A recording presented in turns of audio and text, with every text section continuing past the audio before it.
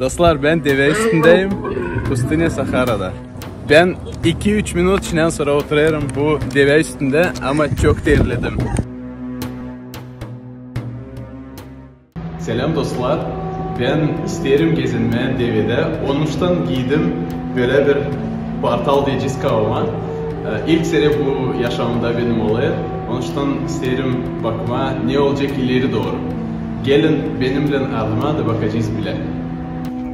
Dostlar, ben içtim Pustinya Sahara'ya. İlk yaşamımda buradayım. Delam olacak. Böyle de gezineyim. Bilmiyorum nasıl olacak mı bende ama bakacağız. Dostlar, ben deve üstündeyim. Pustinya Sahara'da. Beygir'de da yok atlı gezindiğim pek hızlı ama o yavaş yavaş gidiyor.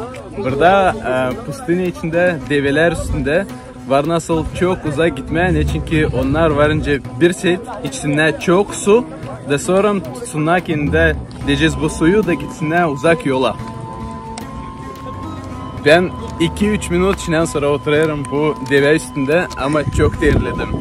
Diyeceğim size hani terlemesin, pek kızmasın, lazım birazcık su dökersin tepene ve o zaman bu sudan birazcık daha islasana olacak ve varınca öte gitmeye bu Sahara içinde. Dostlar, isterim anladığım size historia Avraham için. Allah çığırdı hani Avraham gitsin onun ardına. Avraham geçti çok zorluklardan, o halis gitti Allah'ın ardına.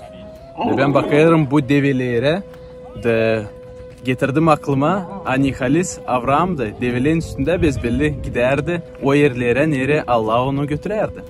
Allah adadı Avrahama hani onda olacak uşak, hem ondan olacak çok uşaklar.